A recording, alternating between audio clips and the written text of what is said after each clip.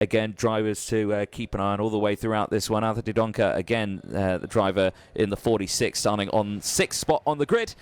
See what he can do, because he had a bit of a nightmare earlier on as well. Here we go then for the next race of the day, and the last race before lunch break. Here's how they line up. Thomas Quince and Sebastian Mins, they go from row 1. Toby Gale and Jensen Graham go from row 2. Freddie Lloyd and Arthur Didonka go from row 3. Harrison Mackie and Marie Barryberg go from row 4, rounding out the top 8. Angelina Proenka and Sam Woolley round out the top 10 on row 5, with Elvis Karakauskis and Thomas Gomez on row number 6. Austin Gale and Alexander Dahlstrom on row 7, with Tyg Butley and Mickey Blaskos rounding out row 8.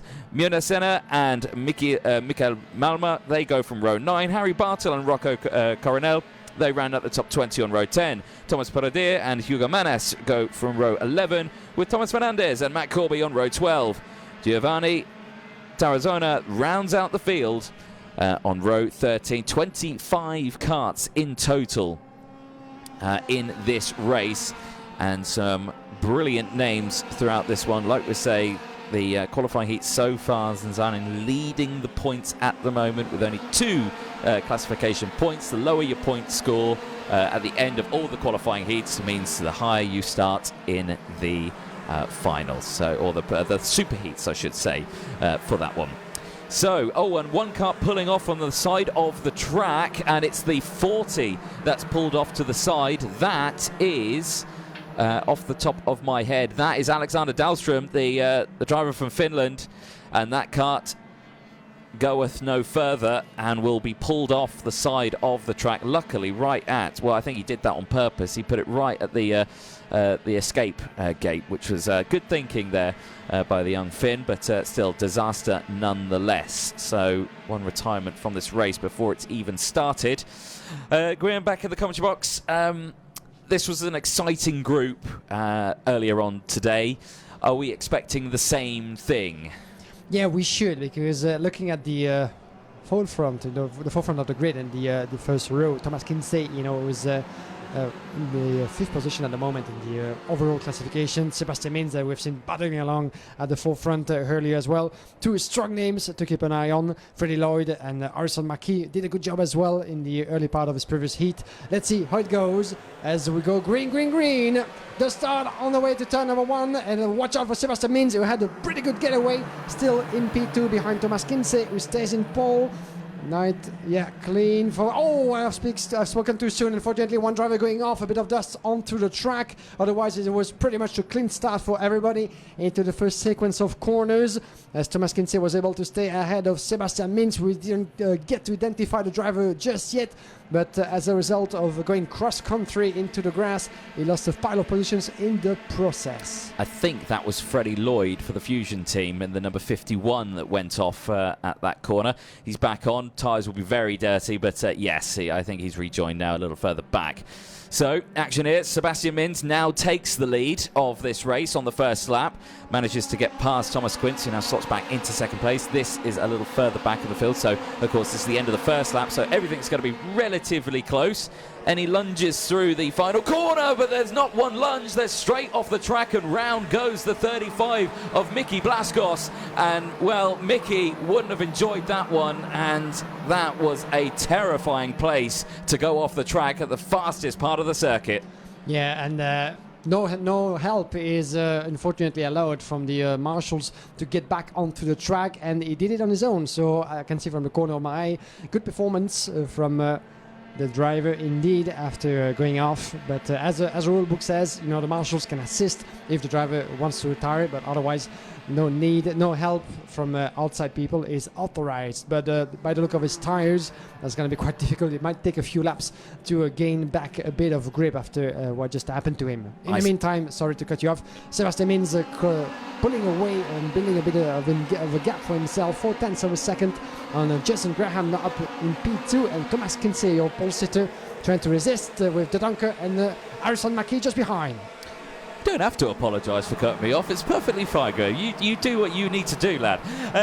Yes, like you say, great start for this race for Sebastian Mins. He's managed to pull away on this one. Much better start from there. But it all came down to really the end of the race on the last one, didn't it? That's where it all kicked off. Tyke Butley under investigation, or he's got the investigation flag. So we'll see what happens at the end of the race for that one. Eyes on this one, though, because Quint's under pressure here from the driver behind, Arthur Didonka, who is trying to find a way past and does find a way past. Gets that done through turn 10, and Quint's nearly loses another one to the recovering and or Harrison Mackie, who's there. Who, of course, Harrison Mackie, who's got that bet with his older brother, who's on the spanners, and he needs to make sure that he doesn't lose that bet because that will be a cold end to the winter that they'll have. Side by side, though, it's still kicking off here, though, between the two of them, and a nice switcheroo there, and Harrison Mackie gets through that chicane and gets past Thomas Quince, who tried furiously to defend that one. Now he's going to have pressure from Arthur Didonka, who tried to go down the inside, but just fails to close that door.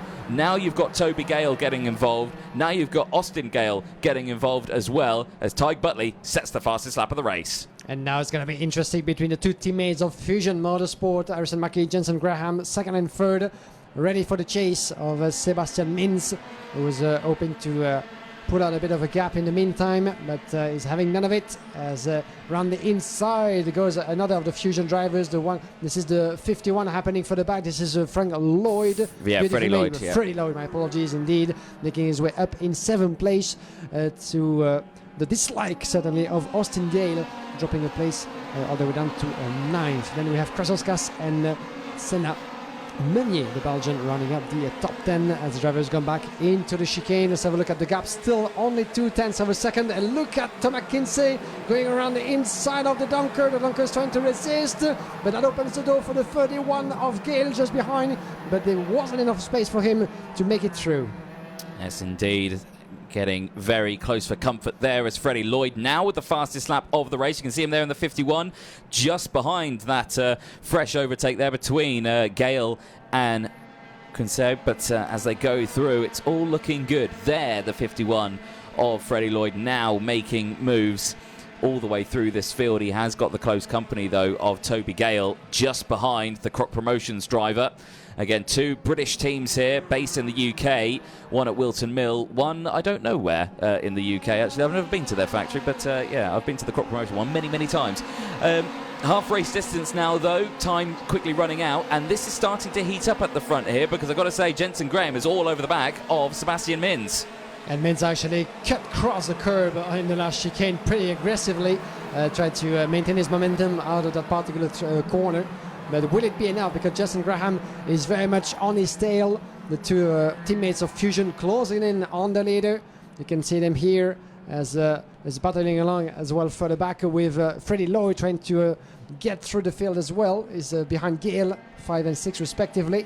So a lot of Fusion forces into the top 10 at the moment, battling for glory into this Winter Cup.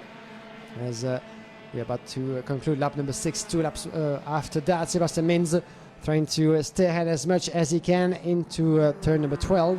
The back straight, a double look over the shoulder for both Mins and Jensen Graham. A bit of a gap, half of a second. Harrison Mackie doing a good job, much better than before, after he lost momentum in a pile of positions in his previous race. And look at them going onto the curbs of this chicane. That's certainly one of the pictures of the weekend, with all this train, this line of drivers in just one go into that very tight part of the track. And you know, one driver who might learn not to do it too much in that chicane is Dimitri Matveev, unfortunately, for what happened to him on 2 occasions, but that's another topic. As Sebastian Mins is now can feel the breathing or almost of Jensen Graham in second, with Mackie joining the party. Yes, indeed. It's a paper-thin gap between the two of them, but like we say, there's still a couple of laps to go, so whether or not we'll see an overtake in this next sort of section, I think we will see an overtake, because it has happened. I looked out the commentary box window and I can see that the battle for the race lead has swapped positions, and now it has swapped back. So Sebastian Mins now back in the lead as they go through, and they've got to be careful here, because now it's starting to heat up. Now now Mackie's involved in this one, so it's Fusion versus KR Sport as they go through. Oh, it's not KR Sport, sorry, I do apologise. As they go through down in towards turn 1, you've got to be so careful now as they go through. But here Sebastian Mins has got to defend every single part of that track. as humanly possible. Hits the curb quite hard out of 3. Now he's under pressure, going through in towards 5, 6, and 7. Are we going to see a lunge here under braking? No. Mintz closes the door as we're on the final lap. Only a few more corners to go, but this is getting very tight, isn't it? Yeah, very tight indeed for the Kia Sport driver in the lead, as it's not one but two Fusion harassing him one turn after the other. He has to shut all the door. The exit is good, and look at them, Marquis and Graham actually not having the best of time. It's about helping each other to try to secure the results, but as it seems, one is going defensive, the other one cannot go through, and as a result, they both lost time and the opportunity to get past Sebastian Mintz into the chicane. Oh, that was tight. It's going to be so until the checkered flag waving for Sebastian Mintz for the first time in the junior class.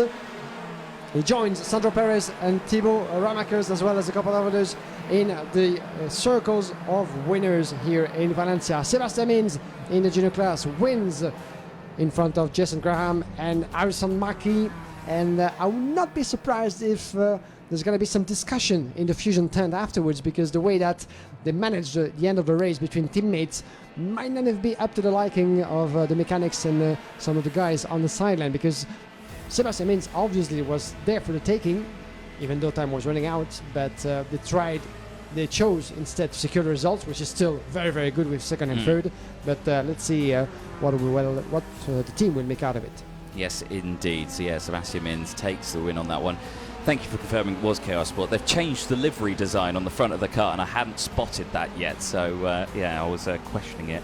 But yeah, great race on that one. I've got to say, I think that was a bit tamer than what we saw earlier on today. Everyone found their place on track. Yes, it got a bit exciting at the end there, but I think all was well. There's a look then at the provisional classifications. It's a UK 1, 2, 3, 4 in that one. Sebastian Mintz, Jensen Graham, Harrison Mackie and Freddie Lloyd, the top 4.